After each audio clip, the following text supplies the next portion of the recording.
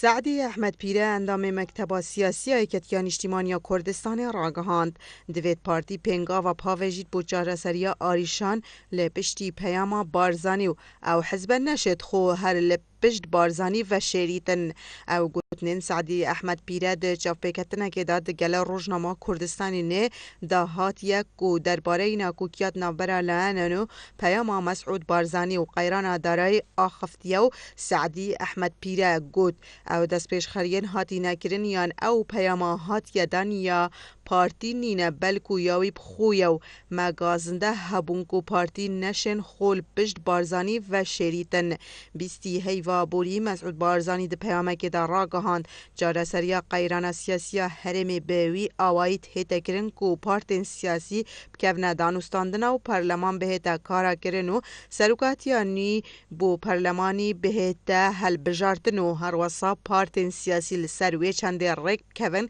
کسا که بو سروکاتی هرمه دست نشان بکن حتی دم هلبجارتنا جبو پریوبرنا ارکن سروکاتی بگریتن سعدی احمد پیره تاکید جی کر دوید پارتی کار بکر جبو سرکفتنا و پروسا دست پیش خری یا چونکی کاک مسعود سروکی و پارتی او ایک ج آریشان هیکو او جی آریشا سروکی هرمه دوید همی آریشا و دیگل آریشا سروکاتی و حکومت و پارلمان بهنه جاره سر کرنو او بتنه کار ایکتیه و پارتین دی نینه بلکو نابید پارتی هر بیجید کاک مسعود راست بیجیدن بله دوید بهنو دانستاندنا بکینو ریکه که ببینینو پشتی پیاما بارزانی پارتی شاندک به سروکاتیا فاضل میرانی سکرتری مکتبا سیاسی و پارتی پیک اینایا و سردانا هر اگج اگردو و کمال و ترکمانو شعی و هجمارکا پارتین دی کرینه بله حتی نوکوی شاندی سردانا ایکتیه و گوران نکریه و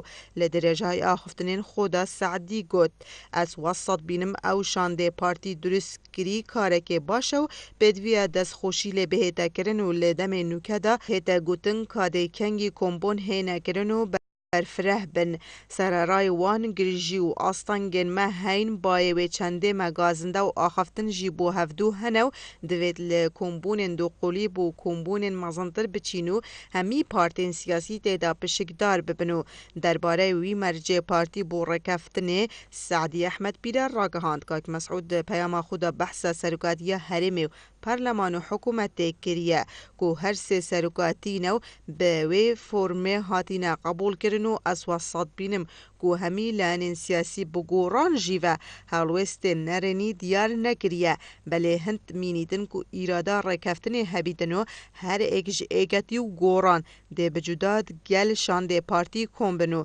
درباره قیران دارایی و آریشا موچا خوران سعدی احمد پیره دیار کرد کو دوید لسر بنمای استحقاقات عبوری و سیاسی و کمالاتی و قانونی دیگل بغداد سردریه بگین کو اف چنده باشترین و کردترین ریکو نه گل ترکیه و نه ایران نشین جاره سر بگین بله دیگل بغداد مجاره سری